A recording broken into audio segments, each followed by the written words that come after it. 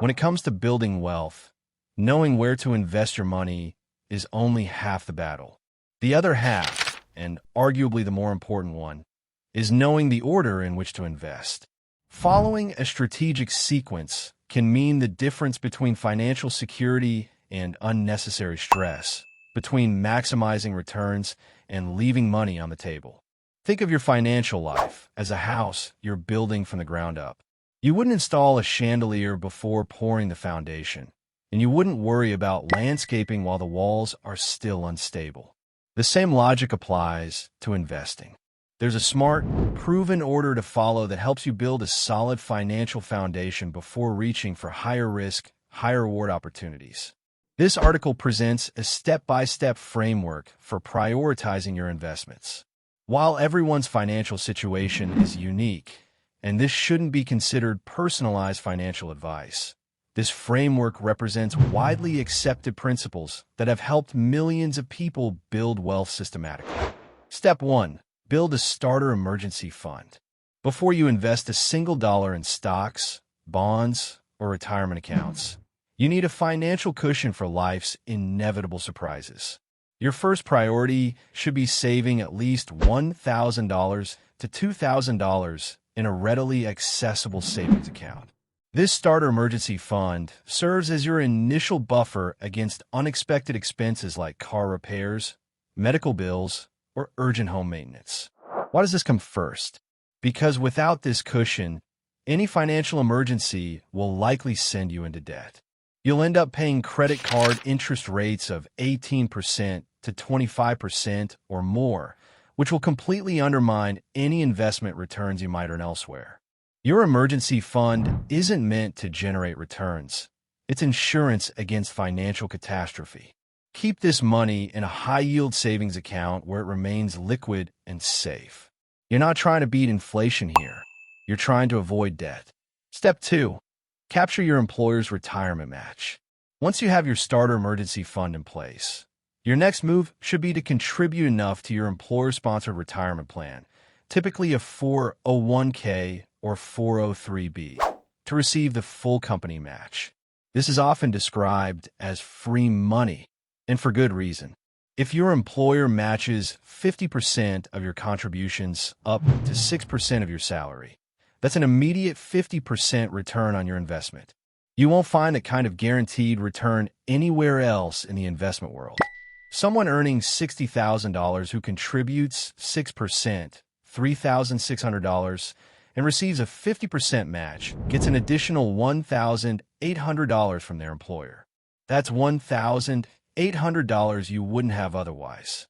Missing out on an employer match is like leaving part of your salary on the table.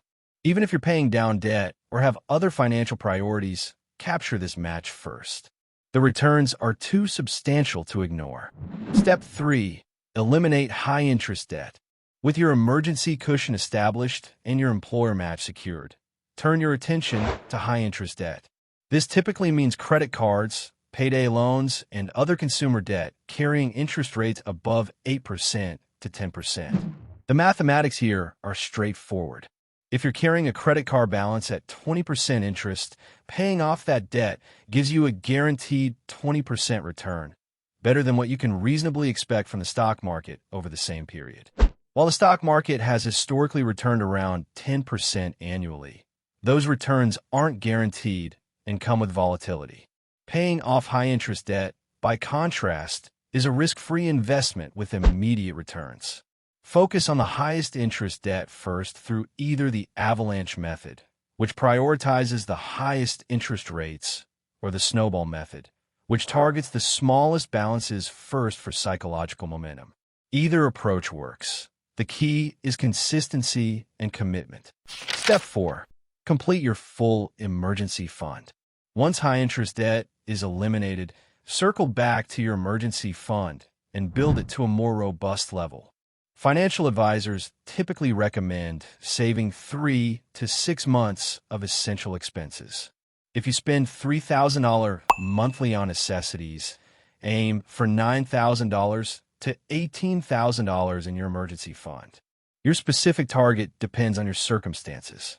Consider saving towards 6 months or more if you have variable income, work in an unstable industry, have dependents, or are a single-income household. Those with stable jobs, dual incomes, and strong job markets might be comfortable with 3 to 4 months of expenses. This fund protects you from having to liquidate investments during a market downturn, take on debt during unemployment, or make desperate financial decisions when life throws curveballs. It's the foundation that allows you to invest confidently for the long term, knowing you can weather short-term storms. Step 5. Maximize tax-advantaged retirement accounts. With your emergency fund complete and high-interest debt eliminated, you're ready to get serious about retirement investing. This is where you begin building long-term wealth through tax-advantaged accounts. Start by maximizing contributions to your 401k for O3B or similar employer-sponsored plan.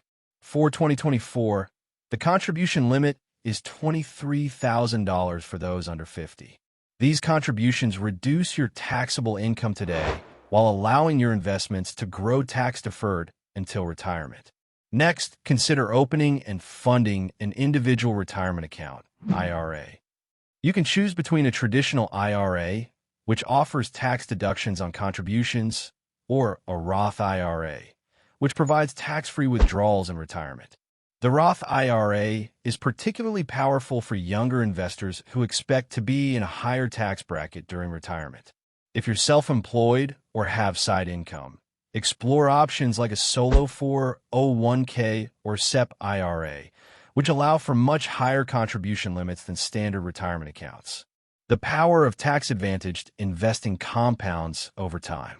A 25-year-old who maxes out a Roth IRA at $7,000 annually with a 7% average return will have over $1.4 million by age 65, and every penny of that growth is tax-free. Step 6. Save for other major goals. Once you're on track with retirement savings, you can direct funds toward other significant financial goals. This might include saving for a home down payment, your children's education through a 529 plan, or a future business venture. These goals deserve their own dedicated saving strategies. A 529 college savings plan, for instance, offers tax-free growth for education expenses. Down payment funds should be kept in relatively safe, liquid investments since you'll need access within a specific time frame. The key is separating goal-specific savings from your emergency fund and retirement accounts. Each pool of money has its own purpose and timeline, which should inform how you invest it. Step 7. Invest in taxable brokerage accounts.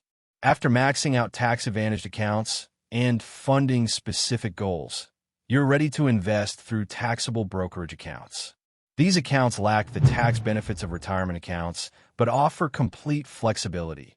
No withdrawal penalties, no age restrictions, no contribution limits. Taxable accounts are ideal for wealth building beyond retirement, generating passive income, or achieving financial independence before traditional retirement age. You can invest in stocks, bonds, index funds, ETFs, real estate investment trusts, and more. While you'll pay taxes on dividends and capital gains, the flexibility often outweighs this cost, especially if you're pursuing early retirement or other ambitious financial goals. The bottom line: this step-by-step framework provides a roadmap from financial fragility to long-term wealth. Start with protection, emergency fund, capture guaranteed returns, employer match, eliminate wealth-destroying debt, build a robust safety net, maximize tax advantages, save for specific goals, and finally invest for flexible wealth building. Remember, personal finance is personal. Your specific situation may warrant adjustments to this framework. Perhaps you have moderate interest student loans, health considerations, or family obligations that shift your priorities.